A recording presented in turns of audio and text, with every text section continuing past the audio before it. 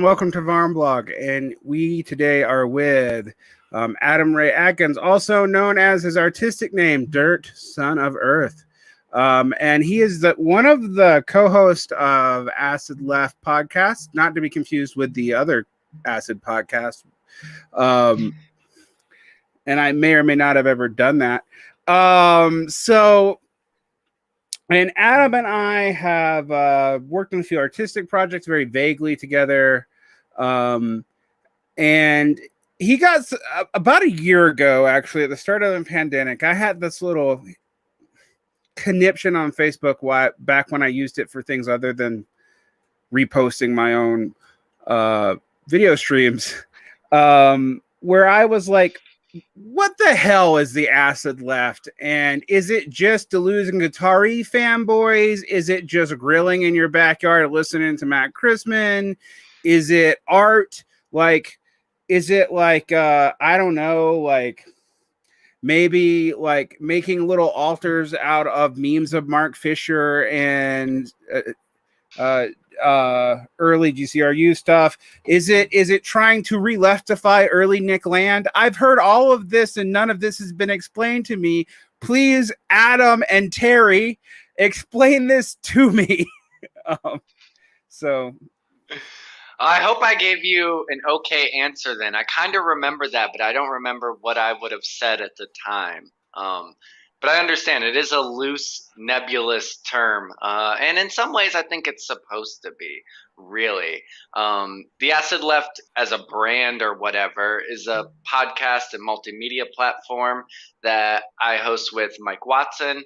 We make memes and podcasts, videos. It's kind of a catch-all for a lot of different stuff we're doing, including reading groups and whatnot. But for me, ultimately, it is somewhat akin to an art project, as I am an artist.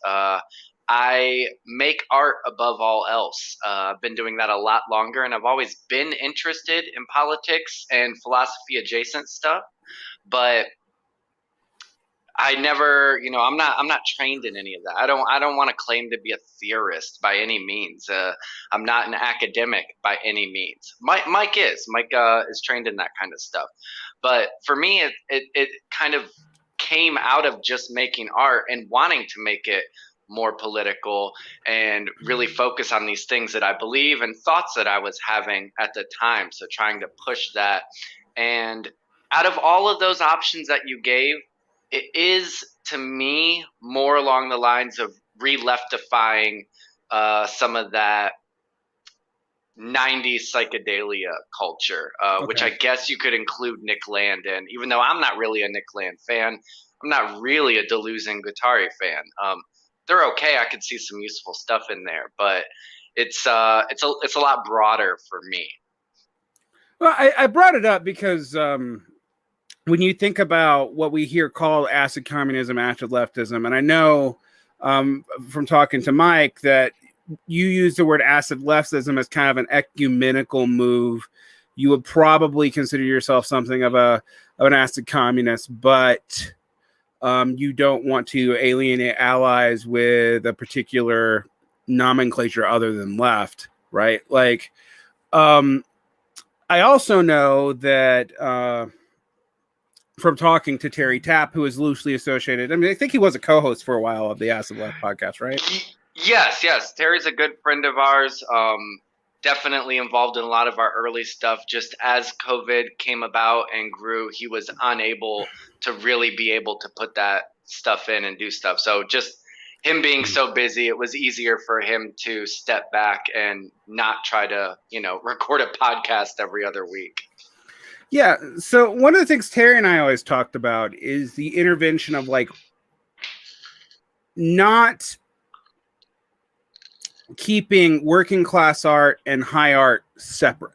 That yes, there are class distinctions in art, and yes, it's all very real, and yes, your taste does betray both class backgrounds and habitats and this, that, and the other. But there is a real sense that those horizons from the 90s forward really started to melt down. And we used to refer to this kind of as postmodernism, but postmodernism has been used for so many different things. That doesn't mean anything anymore. I mean, one thing you'll hear me rant about is that there's no such thing as postmodern philosophy. There's post-structural philosophy. There's post-Marxist philosophy. There's the postmodern milieu, which is more of an, which will encompass some of that philosophy. There's more about art and architecture and advertising even than it is. But you know, everyone uses postmodernism as a call sign for the stuff they don't like now because I think a lot of us went to school in the late 90s and early aughts when, you know, everybody was talking about Derrida and Deleuze and Guattari were being used in a kind of profoundly almost conservative way. I mean, I don't think Nick Land came out of nowhere. Um, and But what I noticed about what you guys do at the Acid Left, it is an interesting dichotomy because Mike is from the political science philosophy world. You're an artist. Um, you're a meme maker. You're a visual artist. You work in multimedia. You also work with music.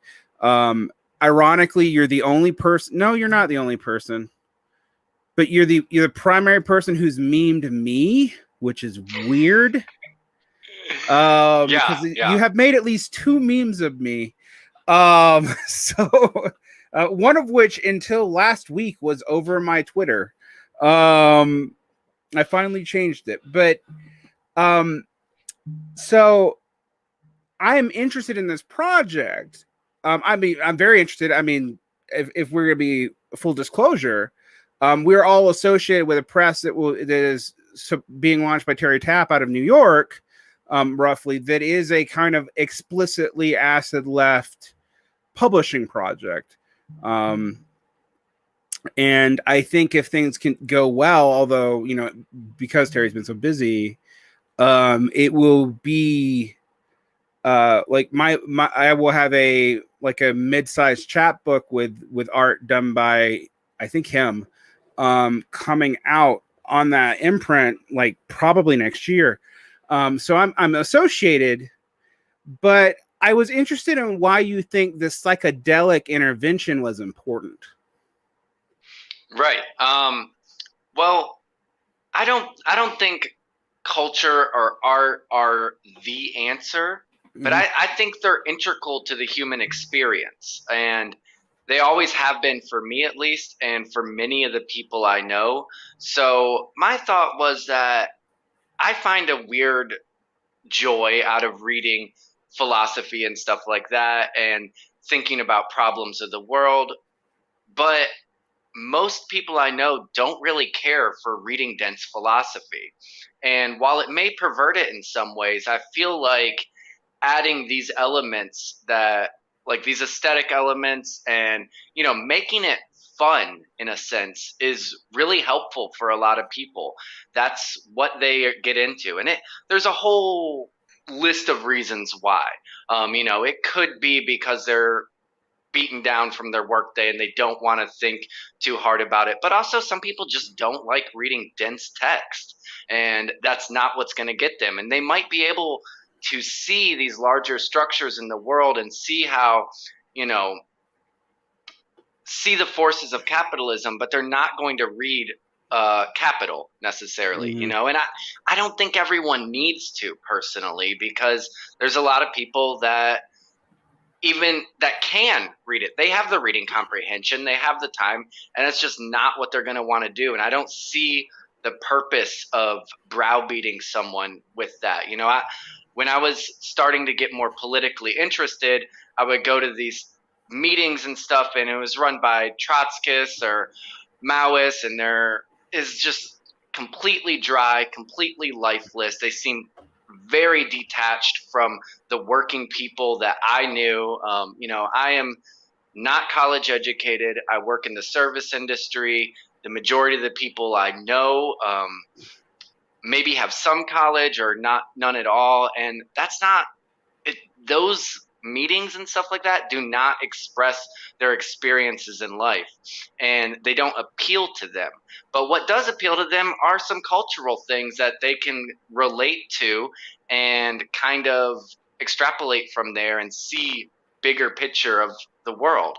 But I also spent a lot of time doing art related stuff. I did DIY punk shows. I put on, art shows for people, for anyone to come to and stuff like that. And in that time period, I'm surrounded by a lot of drug use, a lot of psychedelia, neo hippies, new age movement people.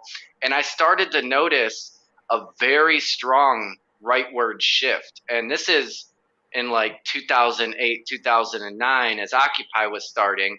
And I was going to Occupy, but also organizing these punk shows and seeing the disconnect there and how these people were not really talking, even though I felt like they should be, and noticing more and more of the New Age community always turning into some kind of far right reactionary movement. And so I thought it was good because it's a lot of people, a lot of youth people that are mostly working class getting into these ideas, and instead of becoming radicalized, instead of looking for systemic issues, they kind of go back into this pseudo spiritualism. A lot of conspiracy theories abound, and to me it started as that idea of, well, could I make art that appeals to these people but leads them down a different route? And it seems, I can't say it's working or whatever, but I've definitely talked to people who say that through the podcast or through different like poems or something like that, they had questions for me. And then through prolonged dialogue afterwards, it does seem like they have stopped going down that reactionary route. Right. So at worst, you're depoliticizing someone who was a right winger, and at best, maybe you're moving someone in our direction. I think this is an interesting thing to parse out, because I come from the poetry world, which is very left liberal, but also from the metal world and from like the I actually was into neo folk music, which has a tendency to be fascist in its aesthetic. Oh yeah. And my own aesthetic is, somewhere in between those worlds and like a psychedelic interventionism. I was also, I'm not a fan of Land and have never totally been, but I knew who he was before he became, the Cthulhu beast monster from Shanghai, who thought that the problem with racism was that it wasn't mean enough to everybody. So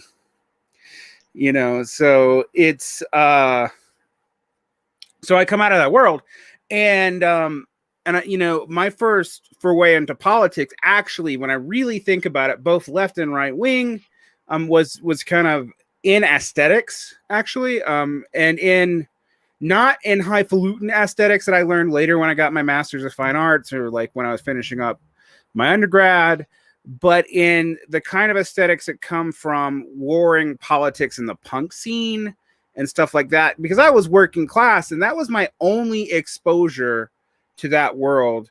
And then the internet was the early internet was happening during the same time period, and so I could actually look the stuff up if I could get to a library and a free internet terminal, right? And that got, so that was a big point for me. However, I often do wonder that if we estimate the importance of cultural stuff in politics, but we've had this discussion before, actually. I do think that if, for example, I was talking to Mike Watson in an interview. I wasn't going to reference it, but I'm going to because it's directly relevant. And an interview that'll come out in 2 weeks on both the audio and the visual channel, about like communist aesthetics. And he worried about like trying to revivify as memes all this early 20th century basically socialist realism, Stalinist and Marxist Leninist stuff. And we kind of did think that it had a similar influence as other memified movements, which was like the alt-right, with the major caveat that the alt-right was always a thing that was way beyond its means on the internet, and like a lot of understandings of it, such as Angela Nagel's before she became um, more anti-leftist, uh, did not actually know the history of the movements that have been, like, there were art movements and cultural movements around the alt-right, particularly in Europe, that had made its way into like the Pacific Northwest in specific, um, for decades before the memification happened.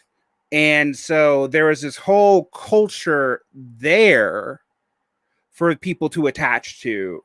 Now, how, the other thing I'd say about that is the memified form of the alt-right died out real quick.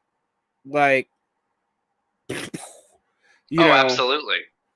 Yeah. Um, but that structure underneath it is still there, and it's still doing a lot of stuff, I think, from what I can tell. And like the white supremacist movements in the United States, and I believe across Europe as well, started adopting internet technologies in the early 90s. They were working on that stuff for a long time underground before they came up. And even though that the mushroom or the mycelium colony of that reactionary movement has been chopped off and fallen or whatever, that colony is still under there, I believe. And it seems like they're still growing in forces and numbers. At least where I live, I see lots of, those signs all around from like 3%ers and stuff. I mean, I see 3%er stuff every single day. Yeah, me too. And it was funny when I would go to like activist meetings out here 2 years ago. They were all, and unfortunately, this is a major problem with the left in cities. They were all like looking for Proud Boys because that's what they encountered and that's what they need for the media. And I was like, that's a 3%er sticker. They're scarier. Like, yeah, much. like, and they're right outside, you know. And it's that aesthetic, that movement. I mean, the leaderless resistance movement. Ironically, I mean, most of these things have a weird history if you trace them back. Like, so, like, leaderless resistance was a kind of apparismo quasi Red Army faction, quasi terrorist idea for communists. But when you're trying to build an alternate world, just blowing stuff up without any organization doesn't usually work. But if you're just trying to terrorize people into like doubling down on their reactionary impulses, it does. So what you saw is very early on. I mean, as early as the 70s,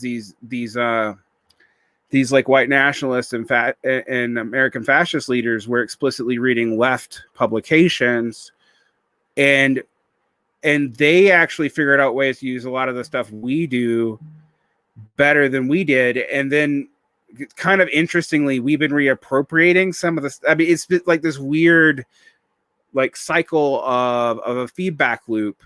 Because I really think, for example, the memification of Stalin and kind of superficial Marxist Leninism, there's other causes for it than meme culture. I mean, there's the seeming stability of China. There's actual groups like the PSL, but a lot of it seemed to be like counter meming, like mirroring the alt-right, but without the social infrastructure. So appealing to an alternate, like an older tradition that you can just pull from and reappropriate.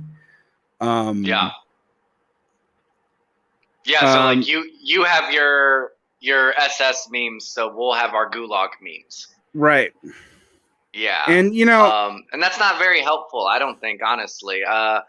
Because for many reasons, like I don't think the aesthetics themselves are super appealing to the majority of people unless you're already like think of yourself as in this club or subscribe to the newspaper or whatever. But also like what are you going to use to sell that? That is not a vision of the future I want to sell. Like, no, we're going to recreate the Soviet Union as it existed under Stalin.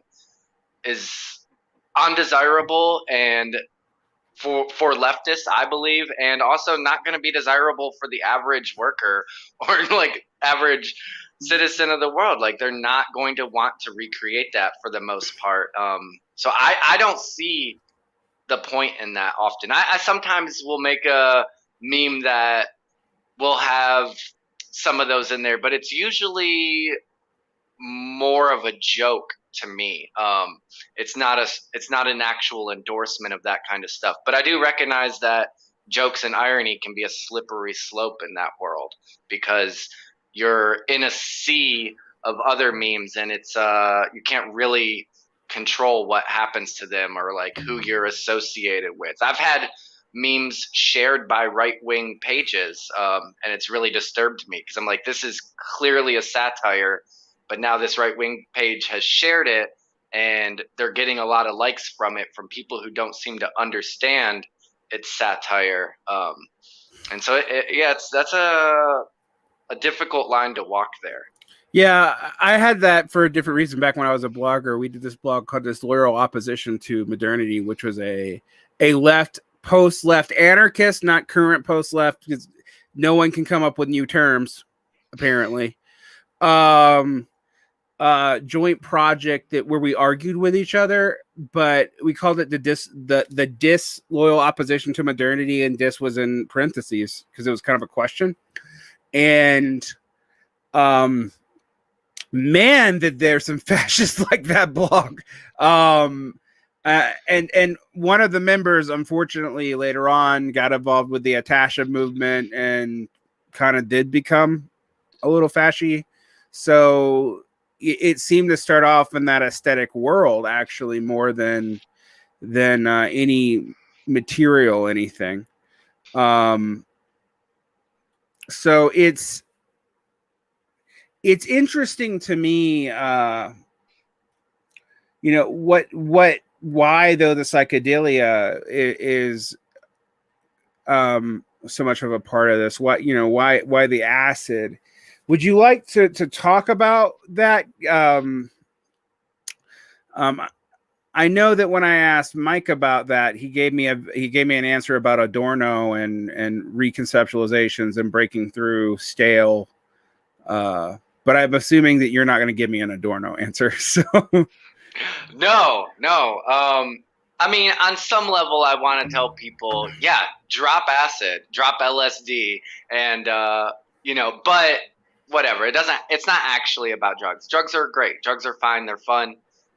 Do them with your friends.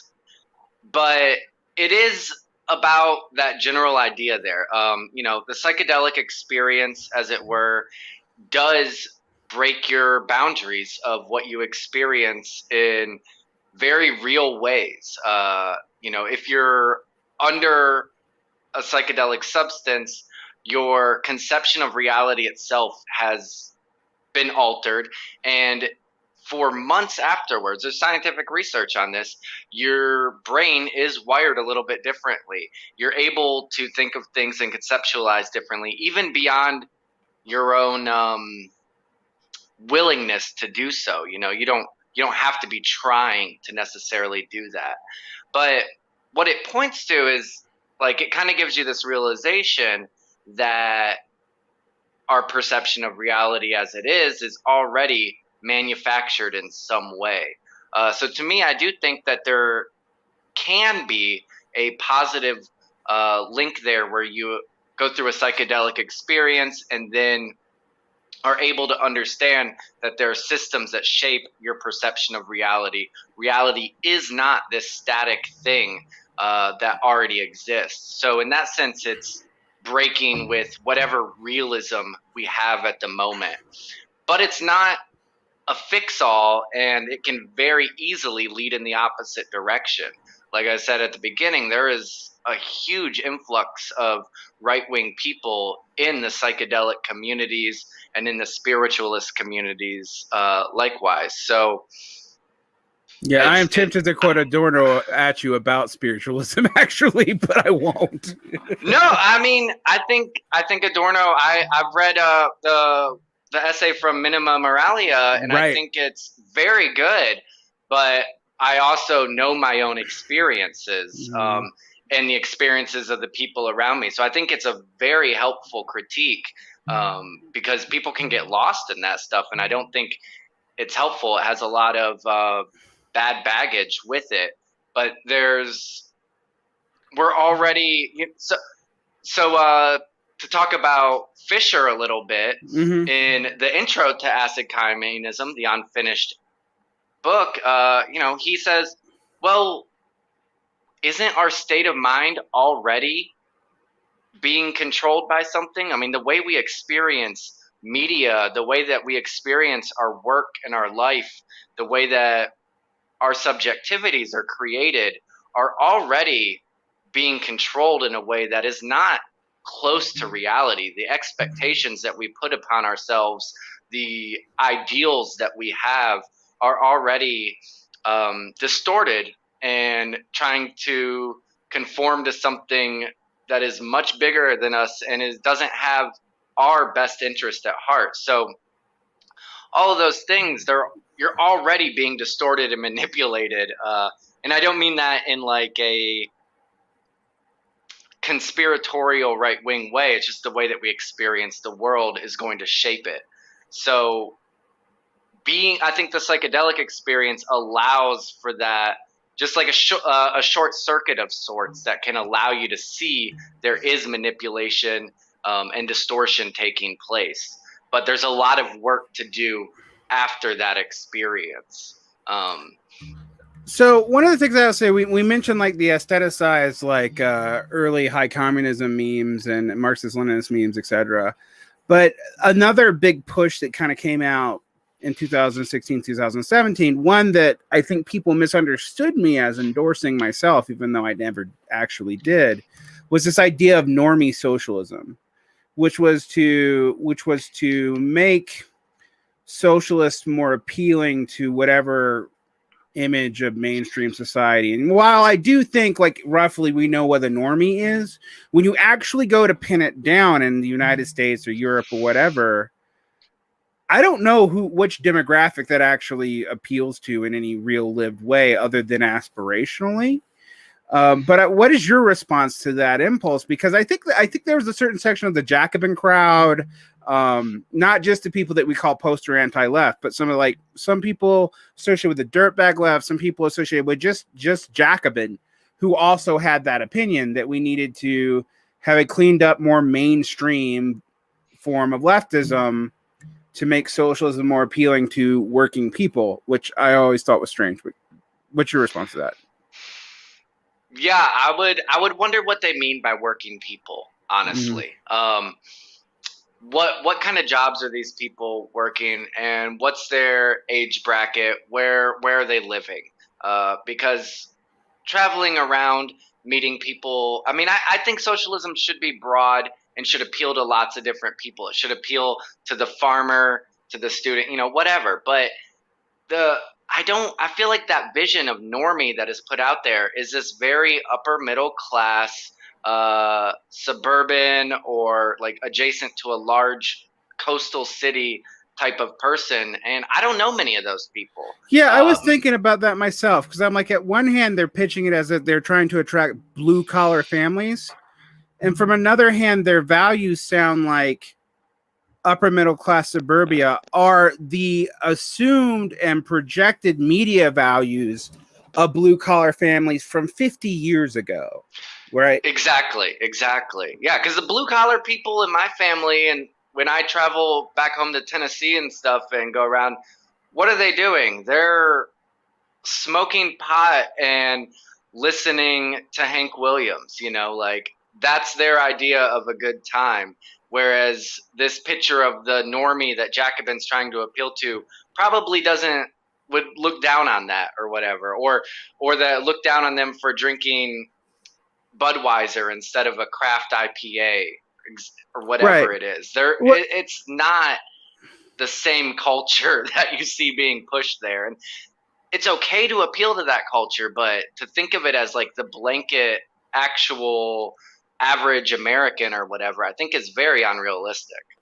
Well, I think a lot of it is comes from this idea that like alternative lifestyles or things are something you see on the margins of society and in the media sphere, right? Like that those areas are queerer, they're more drug using, etc. Except that if you did objective sociology, um, I don't think you find. I mean, you would find, for example, that like married gay couples are slightly richer because they don't have children to pay for. But what you won't find is like that there's plenty of working class lesbians, and you know like it's just something that I know from my life. Like it's like you know, um, and it was weird to me hearing people complain about the PMC and their radical values and then basically posit upper middle class values as what we should appeal to appeal to working class people. And it seems like it was constructed out of a straw image of what like people actually are. And if I was a teenager, um, and you were trying to get me interested in politics, and you told me we need to be left, but like look like look like what Republicans say we look like, which even they don't actually.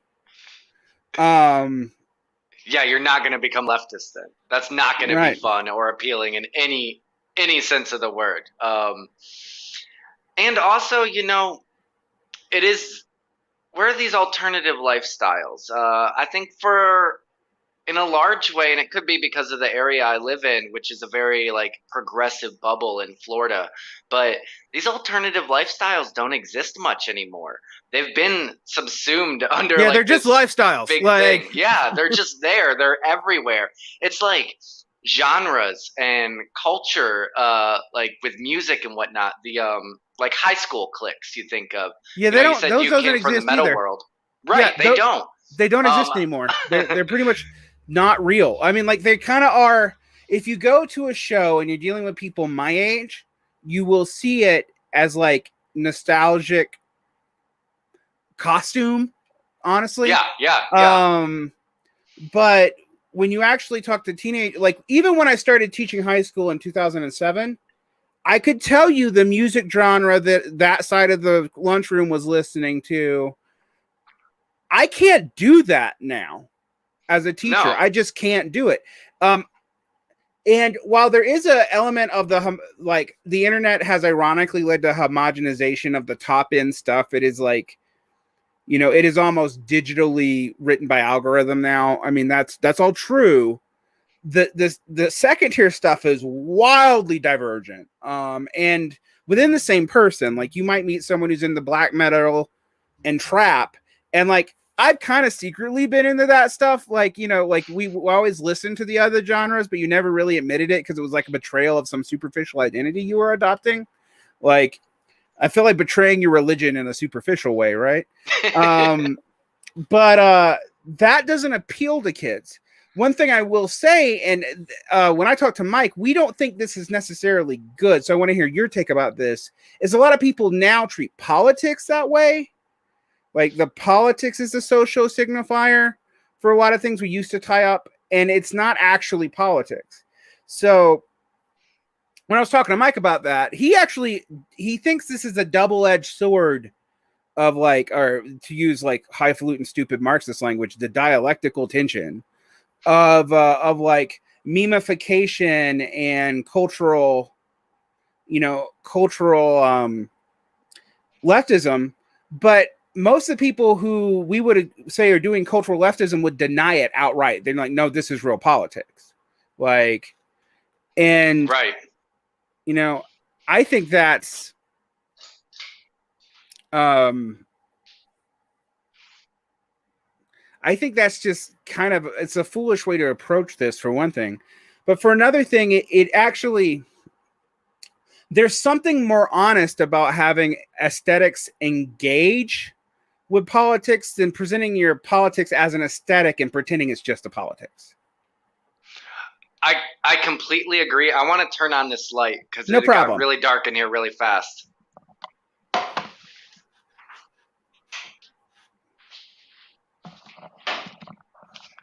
Yeah, so I agree. I don't necessarily claim to be doing politics with this stuff when I'm making poetry or art or memes, or frankly talking about philosophical themes in popular media, because Hmm. it's not politics. And but I also find the I guess I do really find the insistence that it is politics very bad and harmful, but I also don't understand the dismissal of any of that work either from the other end, because I often come across it in a way where it's very dismissal, like you shouldn't be talking about these kind of things. This is just culture. This is just media. But where are the politics? Like, where do they exist that are being able to be plugged in? Where can I plug into these political Yeah. movements? If they were there, that would be something. If there were structures to join that you could do left politics in a meaningful way, I feel like more people would be. And so I guess that's a bit of a catch 22, because it's like, well, you could be doing those, but I see this work more as trying to engage and being like an auxiliary to that kind of movement, if it exists at all, which I'm not sure it does. I don't know where, like, what the hell's the dual power system for the left right now, that, all these people doing media critique and pretending to be politicians can actually join and make a material difference. Yeah, I've had a similar thought. I mean, this like for years I was big on like don't confuse cultural commentary with politics. And I still sort of feel that way when we talk about like when we try to take popular shows and like read them and like, but really they should have ended this way for this left-wing lens. I do kind of think that's dumb. But what I don't think is dumb is like producing culture that is in dialogue with these ideas, with the caveat that, and I'm going to say this, and this might get people kind of riled up. Most left wing art, historically speaking, has been bad.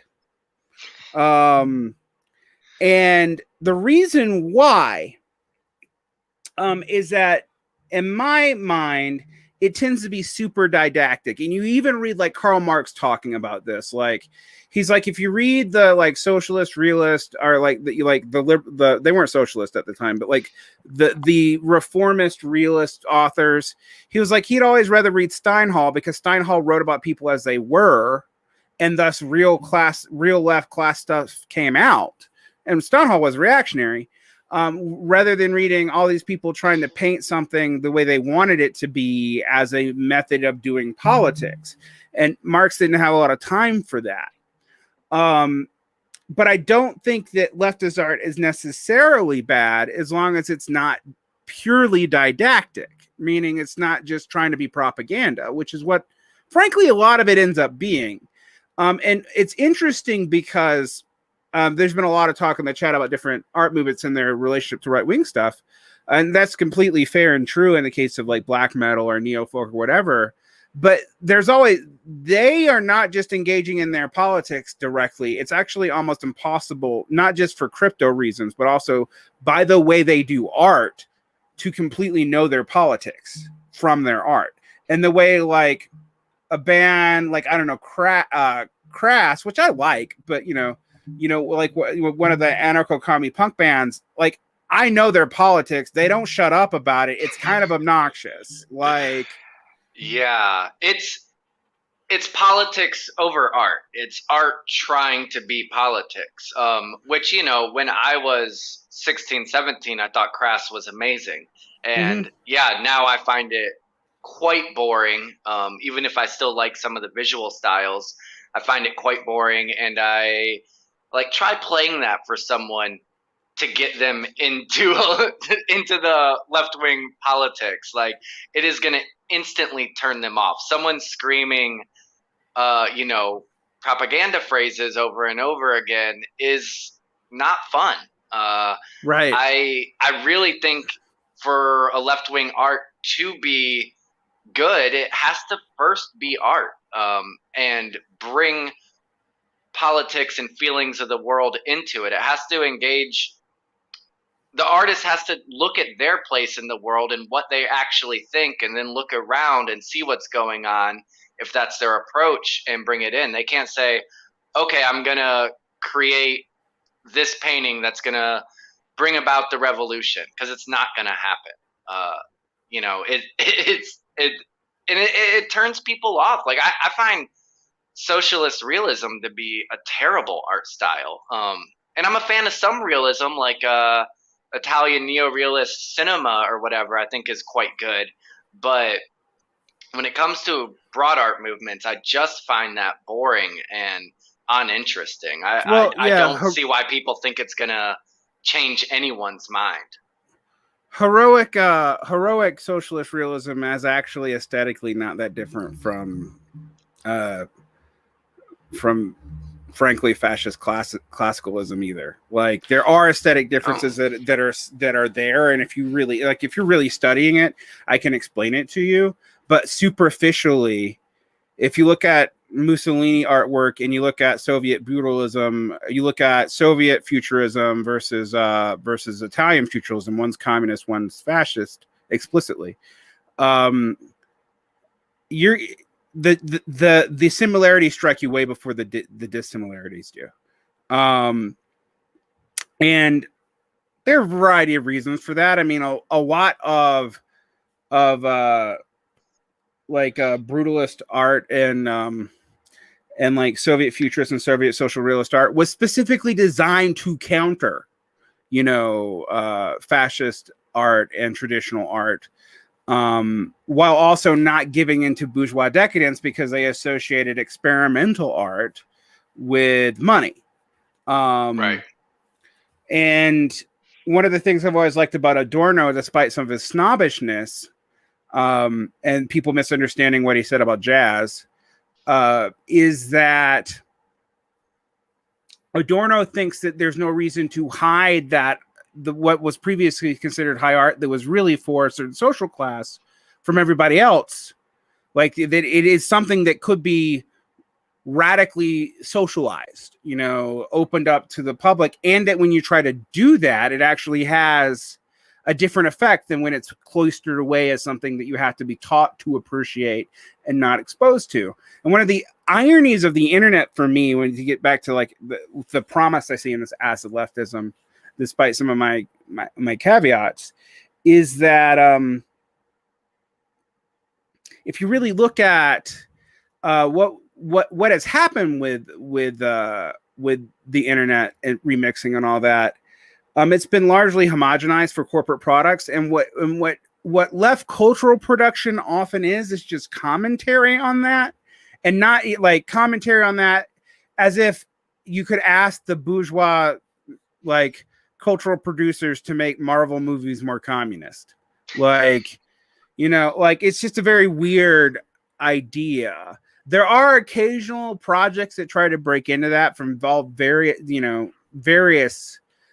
ends, and not just the acid left, which has been more successful, but like I remember like the gothic communism, which was a movement, an artistic movie that didn't really last very long, but it was kind of around current and former Trotskyists who were embracing a kind of doom aesthetic, which aesthetically appeals to me. It appeals to like the metal kid in my soul, who also like dark wave in the 90s. But it has its limits. That said, it is smart to see when you look at, for example, when we talked about the alt-right was created as an aesthetic explicitly. When Richard Spencer launched the alt-right website, I think of like 2009, 2010, somewhere in there, like he had done so under the advising of Paul Gottfried. He kind of been booted out of like the American conservative, paleo conservative movement for being too extreme, too racialist, too liberal actually on other issues, because Spencer's weirdly like liberal, but for white people only. Right. I know a lot of paleo conservatives that really hate Spencer because of that. They call him a crypto socialist. Right. And that well, I mean, he did his thesis on Adorno. This is I a never fun read it, fact but I joke. have heard that. Well, it makes sense because his quasi mentor, and Paul Gottfried's distanced himself in the last 4 or 5 years, but was Paul Gottfried, who was Marcuse's student. So there is a weird like direct line, but which makes all the Judeo-Bolshevik cultural Marxism stuff even funnier. Like, I actually don't know why we don't make more humorous counter memes with this. Like, well, you guys are infected with the cultural Marxists like directly. But that aside, I do think the idea of an aesthetic that is not commentary, but something kind of quasi-organic that's also pulling from, I mean, the thing with psychedelia, progressive rock, progressive metal, that sort of thing, is it explicitly pulls from both high and low art, in quotation marks, right? It deliberately mixes class aesthetic on purpose. Now that can also go very right wing. It can, like, totally. But I think there is something in that as far as like getting people to look at possibilities, particularly as an intervention on the internet, because the one part of the internet that corporations have not been successfully able to game so far is not what we're doing. Hell, there might be, I'm sure now there's leftist, I know there's leftist podcasts with corporate sponsors, which is hilarious. I can think of 2 off the top of my head. But memification and like event art is hard to corporatize, like, inherently. Memes, because you can't control the meta irony at all. Like, it's totally out of your hands, and like corporations hate that. Like, they're very bad at memeing. Right. They're very bad at memeing and very terrible at like control. Like, they don't realize you've given up the ability to control the image discourse once it's been memified. Like, it becomes commentary on itself, completely removed from any brand that you ever associated with it. And then, and that's one issue that they can't really deal with. And then, like, event art is necessarily temporary, but normally is also necessarily elitist because it's temporary, because it's hard to access, and people keep people out and guarded, and like authenticity becomes a commodity, and a kind of not a true commodity, but kind of an abstract social commodity that you can lord around and you'll pay lots of money for. And we all like it when those people fail. See the Fire Festival from a few years ago. But there is a sense as when, like, I did, for example, in the late 90s, kind of like the community disruptive theater movement until it kind of became like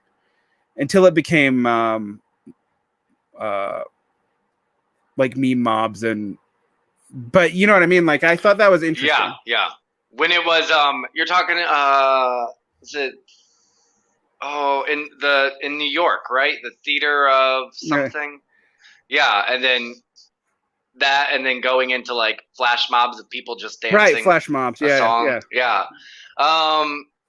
That is kind of interesting, because they start off as these kind of intentionally disruptive movements that, like, I think they even have roots in that UK movement where they would go and throw raves in the middle of the street to try to like block traffic and stuff, and even like break apart the street and plant trees that they know are going to just be removed immediately and stuff. So I think there's like, I don't think that was going to do anything, but it did have a disruptive and purposefully disruptive moment at its core, whereas the flash mob, its predecessor, like, comes in to be really just a celebration of pop culture. And right.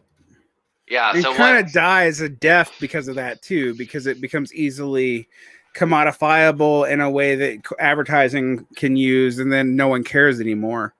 Like, it's not cute. I mean, I can't think of one off the top of my head, but I'm sure there's companies that have organized flash mobs as a viral marketing attempt, you know, I'm and sure like I have know that, people like, I go think both the somewhere. color companies have, for example. Yeah, yeah. It actually, this is very unrelated, or very strangely related, but it makes me think of thinking of big pop culture stuff. Olivia Rodrigo, the Disney star turned pop punk princess, and in her last video that she just released a couple days ago, it ends with people doing ballet on top of cars, like obviously referencing a protest type situation, and it's very strange, especially since the song is about how it's brutal out. Life, society is brutal, and you know everyone's anxious and depressed, and then it ends with this scene, and I did not know how to take it when I watched it. That sounds pure Zoomer aesthetic. It is completely. But yeah, I mean, there's this weird cheer for nihilism I see in my students. So it's, on one hand, I think this is totally an area of real growth of us doing something meaningful, and also not pretending doing. The other important thing about this is it's not pretending to do something it isn't. Like, it is pretending to put people in engagement with left wing ideas, but it is not pretending to enact or necessarily make possible those ideas. It's just, all we're trying to do is get people to think a little differently, so maybe they would pursue it in a more substantive, real way, or at least not pursue the opposite in Yeah, a more yeah. substantive, real way. And I think that's why, like, personally with my art, memes are one thing. I like making memes. They're fun. They're effective, and they're effective in Some being ways, shared. And yeah, they're yeah. effective in being shared. But in my actual art, it tends to be very open ended. It obviously has left wing references, but I am very against this idea of painting propaganda posters or whatever.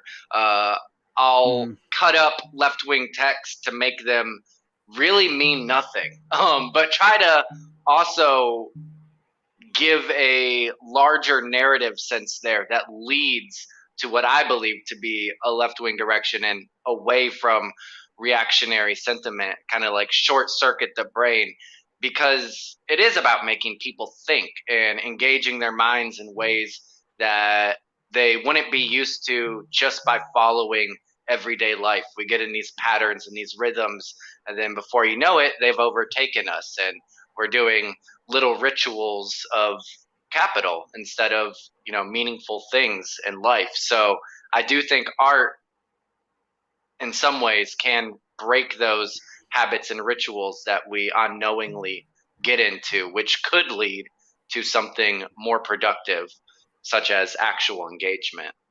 Right. I mean, my fear with a lot of the left wing discourse is that that it's subconscious, like that it's unthinking in and of itself, like that it actually shuts its own brain down.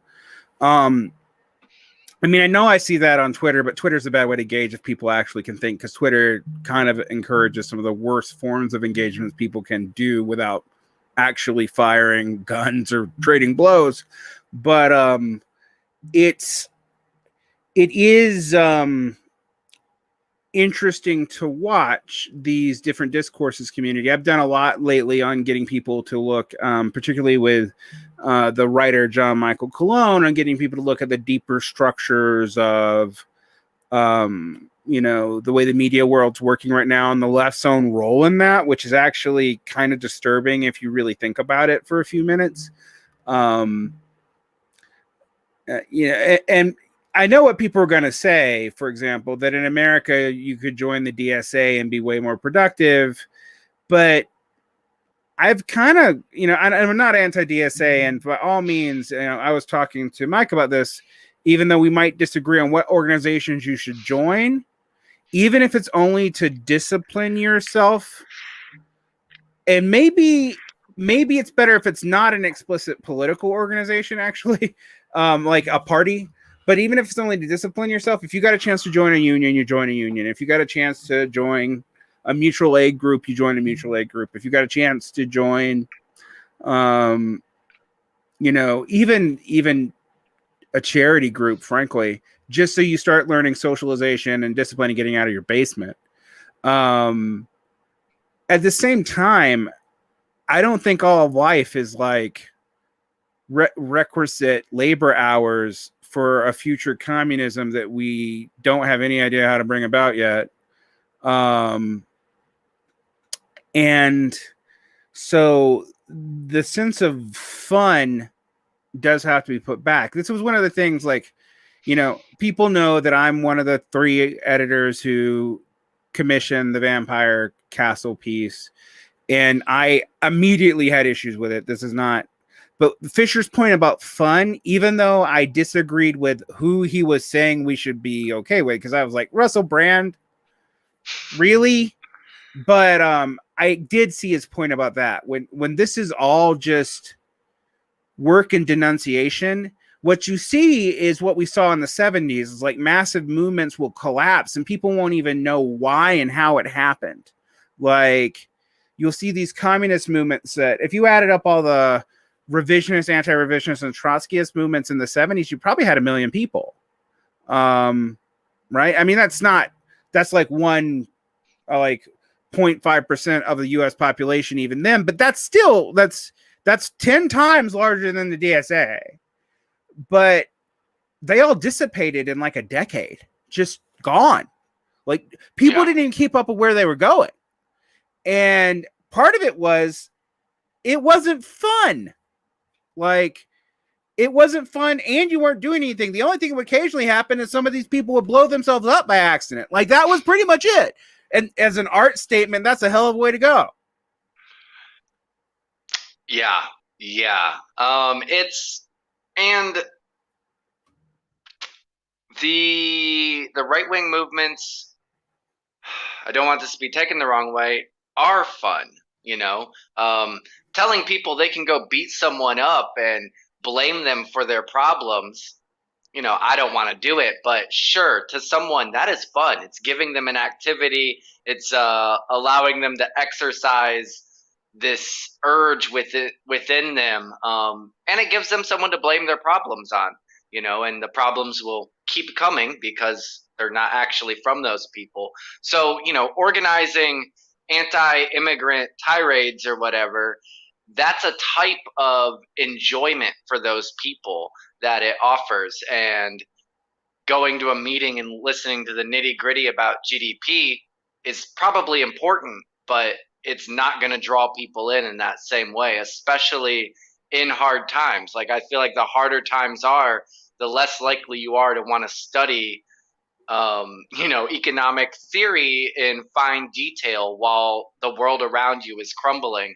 And then there's other people saying, hey, it's these people's fault, and if you want to come with me, we're going to go stop them.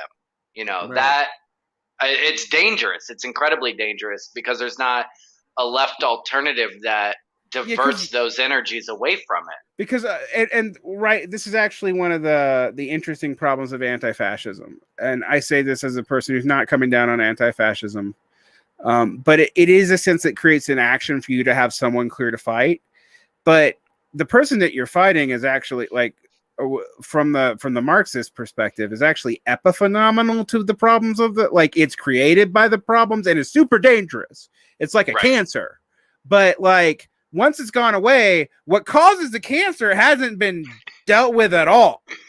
The cancer might come back. So and have nothing to do with the old cancer you just got rid of.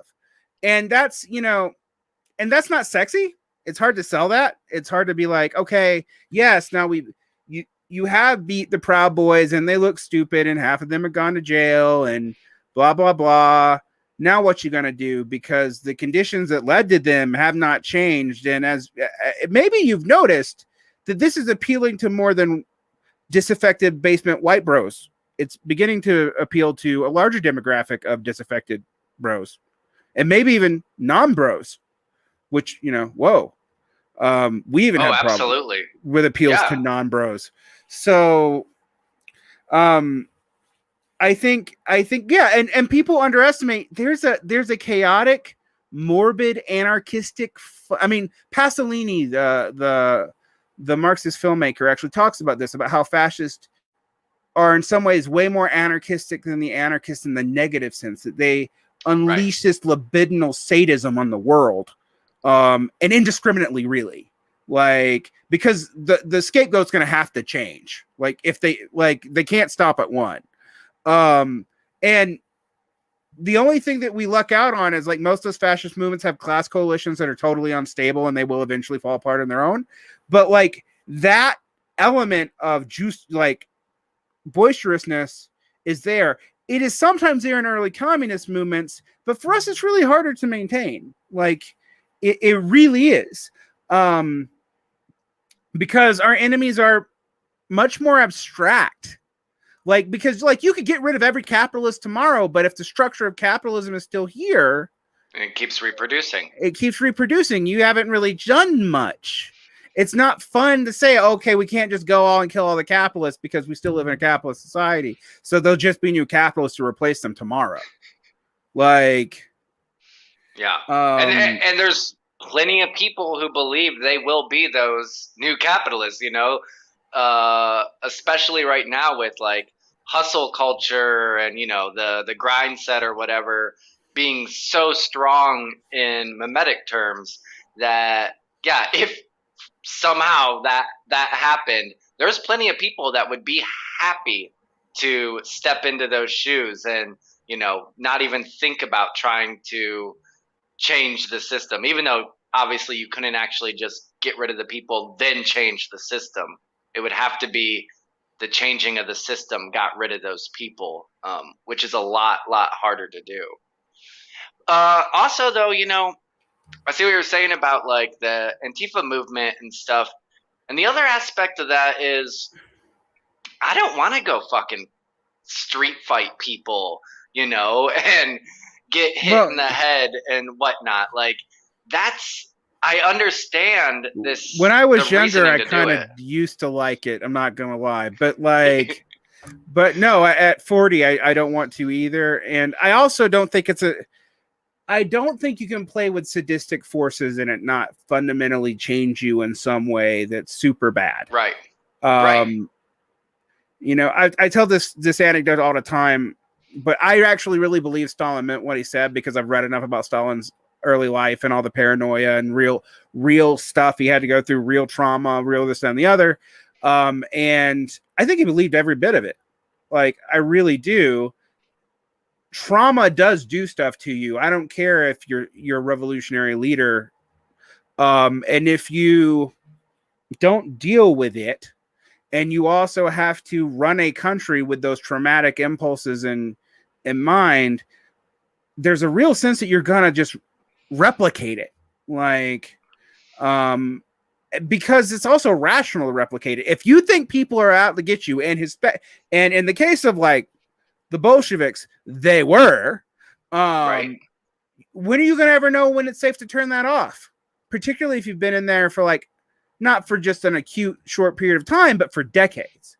And so, like, encouraging that culture on the left, yeah, if we're actually under siege, you have to deal with that. But like, that Right. shouldn't be the thing we focus on. If it is, we're likely to be so transformed by that we couldn't create the society we wanted to create anyway. Yeah.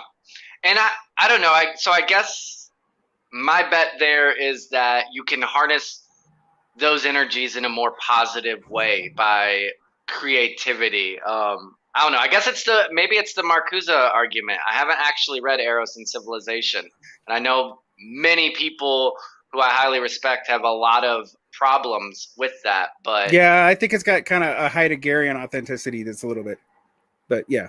which would be a problem. But I feel like, you know, I guess that is something that we're kind of operating under.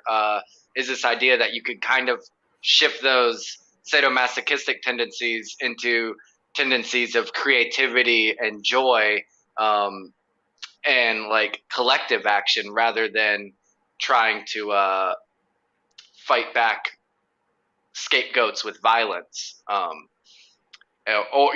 like repressive modes of society that, you know, in our world today, we could, it's not just a matter of will or whatever. It would take actual organizing and planning and structures, infrastructure, but we could have a better life right now. We have the technology to do a lot more than for people that we actually do. If we were willing to get rid of, wealth hoarding and privatized means of production, etc. But there there's a whole baggage that we've inherited from our cultural and societal past that we would have to harness in some way. So I guess the hope there is that we could take some of that infrastructure and channel it into more collective ways of organizing. But it's a tall order. It's not like an answer by any means, because I couldn't tell you how to do that. Yeah, well, people might be listening to me and talk and thinking I'm a pacifist, which, if people know my background, is kind of hilarious. Um, most of the people who fetishize violence have been victimized by the system, but are also not really super acquainted with the actual consequences of violence. Um, and they're acquainted with the consequences of abstract violence, but direct and acute trauma is something that you have to deal with. If you encourage that as a cultural norm, it is a conservatizing factor. I don't care who you are. And I'm not saying this to you, I'm saying this to my audience right now. Yeah. And there are those of us, people who've had violence-induced PTSD, CPTSD. Yeah, like, you don't want me running a society, frankly, because but I also am not a fool. I don't think you could, like, if there was a communist revolution, there would at least have to be defensive violence. There's no way around it. And it would be interpreted, and the people doing the offensive violence would interpret what they were doing as defensive, because they would be defending the concept of property. Like, that would happen. There's almost no way around that. It's the culture you institute around that, and the kinds of norms that you have to deal with and that you instantiate. If you write those norms into if you can't ever come out of being in combat, then you're kind of doomed. I mean, even personally, like, and I mean, I'm going to be real right now.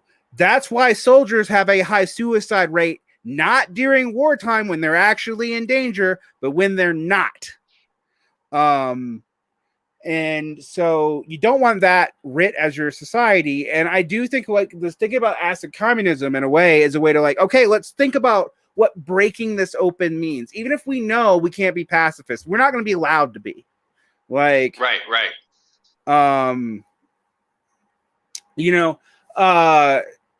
That's not going to happen for us. When we also don't live in a nonviolent society, just frankly, like, we live in a less violent society than we did even 50 years ago sometimes. And then it breaks out, and the violence is, like, shockingly made bare to us. And particularly when it's not being able to be outsourced to some other country that we don't see. I mean, it's one of the things about, like, Black Lives Matter that I think is interesting, that people should, like, really think about, is how much of this elsewhere are we supporting? It's, and why, and what is it for? Like, do we stop this at our arbitrary borders? So I would say all that. That's a really experience acid communism, and one of the things about doing a live stream live is that we get people interacting with us. I just wanted to tell them that, we both know that we're not going to be able to be pacifists. Like, that's not what the art's for. Yeah, but I don't have a desire to be a soldier, and to fight and witness, and inflict violence. I've seen a lot of violence in my life. And I know I've heard you talk about it in person and in past, like that does damage to an individual. And while you have to recognize that it could be necessary, it is not something you should aspire to. You know, you could live you could go fight if you wanted to. It's not fun. It's gonna leave you a damaged person. And a damaged person isn't gonna be a good leader, if that's the right word. If we're talking Right. about in governments and stuff like that, it's not gonna be good. And you're never gonna have a completely undamaged person either. But if you Right. can mitigate that, it's for the better. I mean, particularly one of the things I think we need to think about these artistic cultures, these aesthetic cultures, like why they should exist. It is a way, not to tune in and drop out. Like this is in my view, the acid communism is actually an inversion of that. It is a break while staying in. Like it is not like, oh, we're just going to drop out of society and we'll have our own individualistic freedom, and that'll be prefigurative to something. Maybe, I don't know. We're all going to become reactionary hippies in 20 years anyway. Which is pretty much what I mean, I started seeing it in the 90s, honestly. And like now I'm like, oh my God, like even your Gen X children are like, whoa. Yeah. Yeah, no, dropping out is completely the wrong idea. For that and for all sorts of things. Like if you take that idea, the basic, like let's say 60s, 70s counterculture idea, dropping out makes so little sense to me, because obviously those other institutions have the power. So did you even get to drop out? Like, I don't think any of those guys got to stay out for very long. Like, no, they didn't. They didn't. Even the people that, and like, let's say they do though. Let's say they go into like a back to the land commune or something like that. It might be good individually for certain people. It's probably damaging for others. But it's interesting to have those experiments and living situations and whatnot, I think. But they're resigning themselves from the course of history. Like, you're absolutely going to have zero impact on anything in those little isolated communes, while the people that you say have and are misusing the power are just granted more and more power.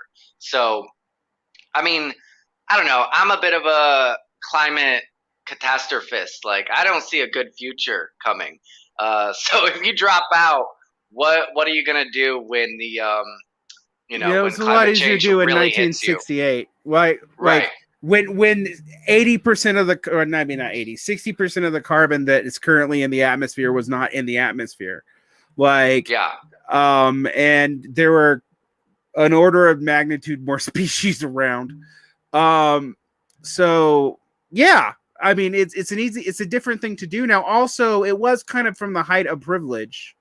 Of course. In 60, I mean, that attitude's coming at a time when like America's got the most wealth in the world, and it's actually beginning to decline, but like people don't really realize it. And I don't think that's an option for it. Like, this was always my you want to take the most extreme form of this is primitivism, and that was always my answer to primitivists. I'm like, if you're right, then we're all dead, and the only people who are likely to survive are the bourgeoisie and their robots. So, like I've seen 2012. I know how this ends. It's the rich that get out of this. So like I don't know why you think catastrophe, which is the great equalizer, would be the great equalizer when they have all the stuff to survive. So yes, I agree with you, and I do think this is. I think what the balance that I think we have to have. I almost one thing I both am scared of about Zoomers, to do a little generational generalization that's unfair, but also admire about them, is their cheerful lack of belief. Their kind of cheerful quasi nihilism, because we are in a situation where if you're an optimist about the likely climate answers, I kind of think you're a fool. Um, if you're a total doomer, you're not going to do anything about it, which would mean we are all dead. Um, which I don't think is likely. Actually, I don't think we're likely. I don't even think we're that lucky. Like, frankly, like, you know, you don't get a clean end like that. Yeah, that would be lucky. Yeah, because it's gonna be grim, and we're probably gonna have to live through that hell. Right. And so we have to have that in mind while also trying to create something like a positive, healthy community. And art does seem to be a way to do that. It's not the only way. I mean, art, as you and I both know, art scenes can become some of the most toxic places on earth, only second to left scenes in their toxicity. But like when you see, like, if you go to a craft festival or people just doing art together, it really is a socially binding, socially constructive thing, particularly when it's communal. Um, and particularly when it has some kind of purpose involved in it, which is why I haven't given up art. I used to actually ask myself this, like, if I believe what I believe, why am I not like going back into the trenches and, like, you know, teaching everyone how to use uh, a 22 first so that they don't blow their legs off with an AR-15, which is too easy to use and too lethal for most. I mean, like, you can see all the beat, and then I'm like, what, Derick, what are you doing? Like, um, like, you know, these people wouldn't take instructions anyway, but like, um, sorry, audience, I am kind of talking about you. But even if they did, like, it's not the same. There's like a reason why it's hard. There's a reason, for example, why a lot of leftists don't have the military entryism tactic that a lot of rightists do. Is not just that they can't do it. Even when they can, they're often, they have to reject it when they leave. Like, you know, when you meet ex-vets who are leftist, they often are the, like, some of the most demilitarized people you're going to meet, even if they understand the need for and use of violence. Um, And I think that's something we need to create a culture around. Occupy tried. The thing is, though, I think Occupy did kind of confuse the whole, the art is the event, is the politics, is the answer itself. And you really think about it, and you're like, well, what, that, no. Like, obviously that's not the case. Right, right. Yeah, I met a lot of vets um, through Occupy, which was kind of eye opening for me because I was young and a punk, and I didn't, I knew nothing about history really. I just had some vague left ideas, but I was like, oh wow, there's so many ex-military people here, and they tended to be pretty radical too. Mm-hmm.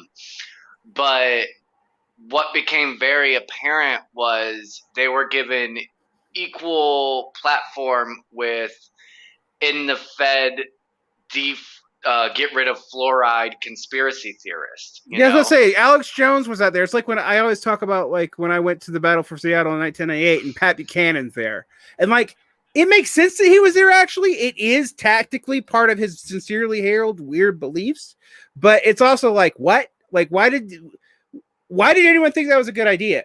Like, actually, on either side. Yeah, I don't know.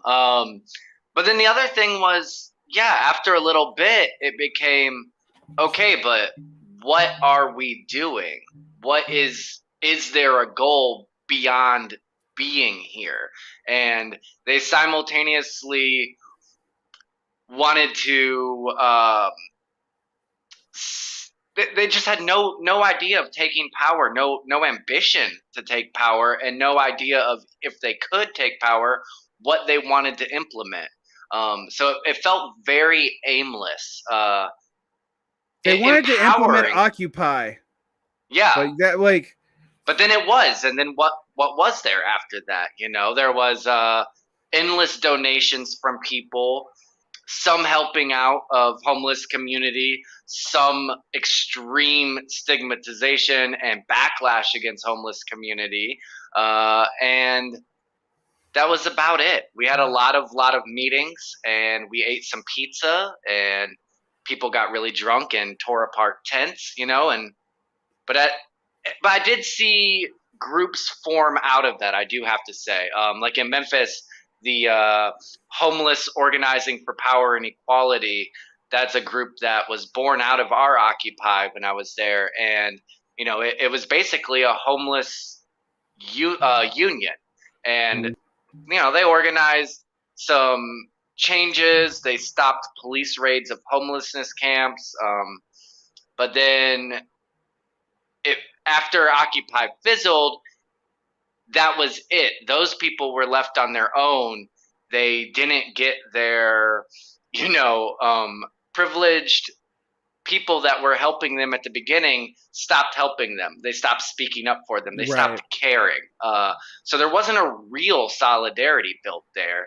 The only thing I remember coming out of Occupy is like in its failure, the Marxist groups were able to largely be resurged and then all collapsed too. I mean, like the number of Marxist groups that grew immediately out of Occupy and then immediately collapsed, their names you don't even remember anymore, like Kasama Project or like it seemed like for a while the SPUSA was going to blow up. It was like everybody but the DSA, weirdly. And what happened is a swell of those numbers like made the kind of sclerotic culture of those orgs, which had survived the fall of the Soviet Union, but like largely by being run by 68ers who were in their 70s, even at that point. The pressure of the new people, they couldn't handle it. They didn't know what to do. And I mean, this has been something I think leftists should be looking out for, even with the DSA, is this growth can happen really rapidly. But if it happens really easily, the opposite can also happen easily. It can deflate immediately, particularly if there's no culture to back it up. And this is one thing that I would say that acid communism is kind of an intervention in, but like the SP, the Socialist Party of Germany, deliberately established its own culture, both countercultural and normie-cultural at the same time. Like, right. Yeah, because they had like sporting clubs and they went to like beer halls and stuff, right? Mm-hmm. There was all sorts of stuff around there, and I'm sure that was incredibly helpful to keep it going and to cause a cohesion, and like you get to know people outside of your own circles, which is incredibly important. Probably even more so now with the way that we really tend to be stuck in these little bubbles through online algorithms and whatnot. It's strange how many people have been recommended on Facebook, that are some form of Marxist leftists, and it's like, well, Facebook is kind of making me, or not making me, but they're recommending I get all these Marxist friends or whatever, but at the same time, it's stopping me from interacting with people in my actual community. Yeah, actually, I think that was really, for me, for years I thought, oh, I'm reaching out, I'm forming this counter community and there was some real counter community formed out of that. I mean, the whole milieu in the US around Zero Books comes out of that. The way the milieu around Zero Books in the UK came out of blog culture about 5 years before. The various groups that are IRL groups did start as weird, fractious, actually early left book groups around 2012, 2013 in the aftermath of Occupy. But the algorithm changed a lot of that. Like, I don't see that happening now. I don't see how it could happen now.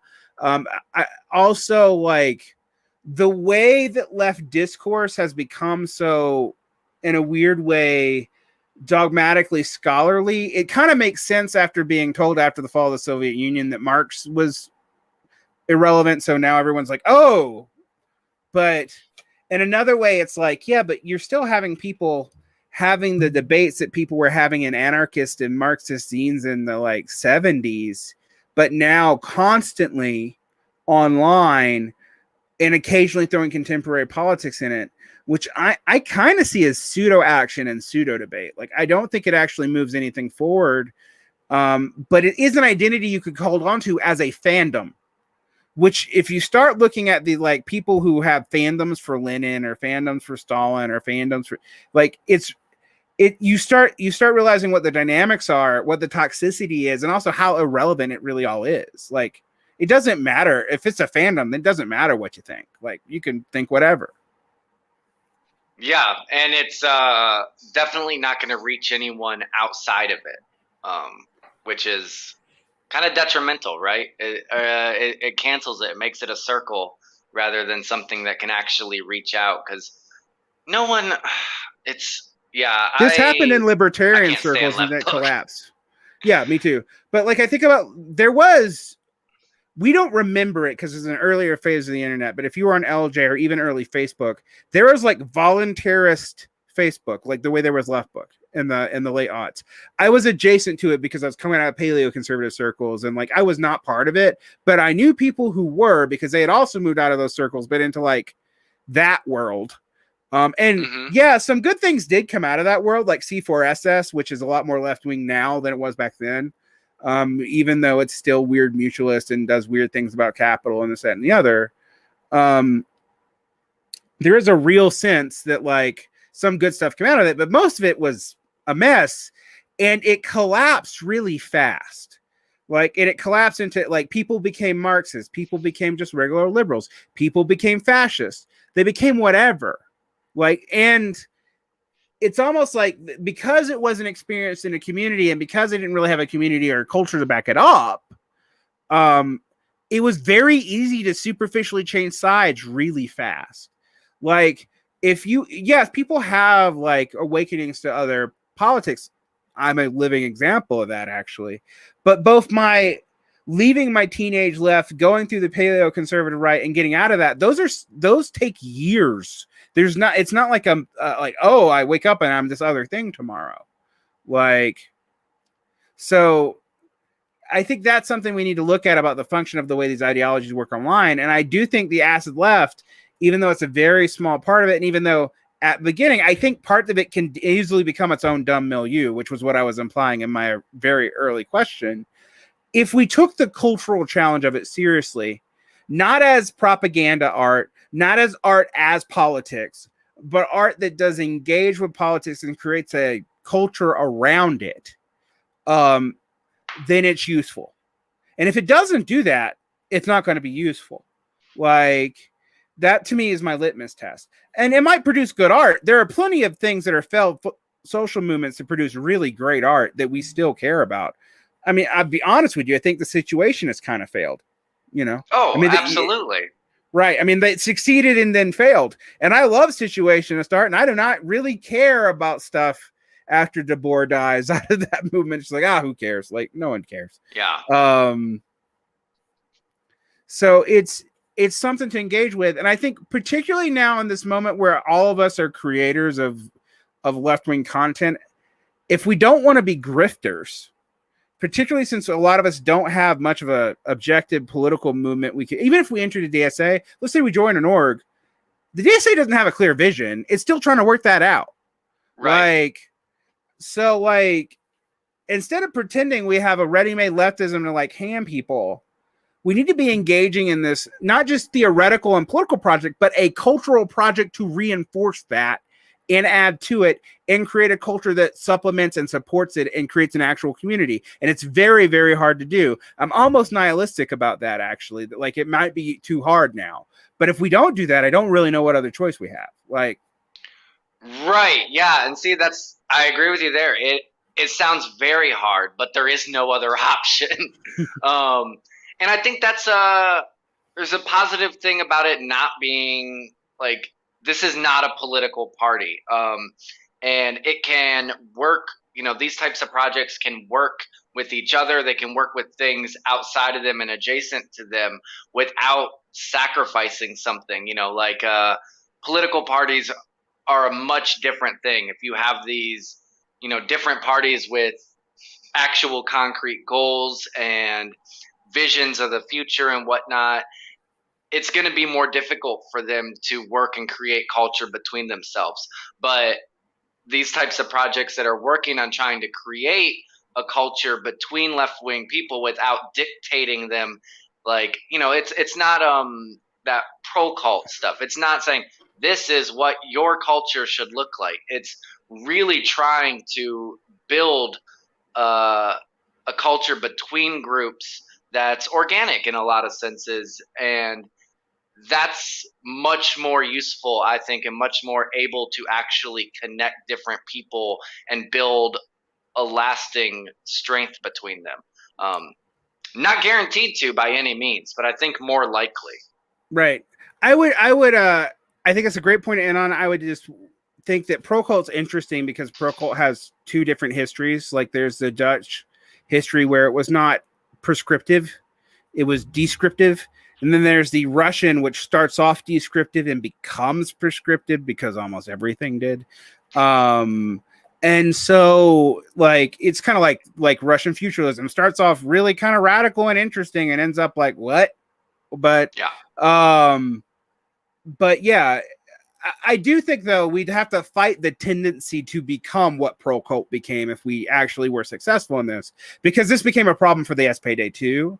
Like all these tactics do have a downside. I just my challenge to my listeners and maybe even you is like, as we do this, can we keep both things in mind? Can we always remember that there's, if you want to call it a dialectical tension or inversion, if you want to call it a shadow side because you were into Jungian aesthetics for some weird reason, if you want to call it an externality or an unforeseen consequence because you still think like a normie, call it whatever. But there is everything we do has something we have to look at and be warmed in it, contained in it already. And because there's not just no pure movement, there's like no way to know what your movement's going to lead to until you do it. And then there's going to be unforeseen consequences inevitably. And my challenge to everybody is, can we make a culture, an art culture, an aesthetic culture that's flexible enough for that? Like, because that's going to be part of what matters, because we're not going to make that go away. Like, we're not going to make the fact that there's always a downside somewhere go away, but can we accommodate that, be flexible to that, adjust to it, and not become a super brittle cultural movement that just falls apart when it can't handle that? That's what I would think. And I think acid communism, its psychedelic metaphors, its weirdnesses, is a lot more flexible than, say, normie socialism, which, as we already discussed, has a vision of normality that I don't even think is like actually of the class it's talking about. Like, so yeah. Thank you, Dirt, Adam. I call you both names. It's been great. I've had a good time. People should check out the Acid Left podcast. Do you have anything else you want to plug? It feels weird on Comedy So that we have to be so capitalist about it, but let's go ahead. I really appreciate the conversation as well. And you're right. That is the goal. I hope we can do that. Yeah, check out the Acid Left. We have fun podcasts and stuff. I've taken over the editing on the last few, and we're trying to make them a little more fun, adding a lot of pitch shifting the voices and music. And we do music videos and video essays as well, which are more abstract, so not quite as dry as a podcast can be. And check out my personal art page if you want, at art.o.dirt. It has fun stuff that's not overtly political, except sometimes. All right. And with that, over and out.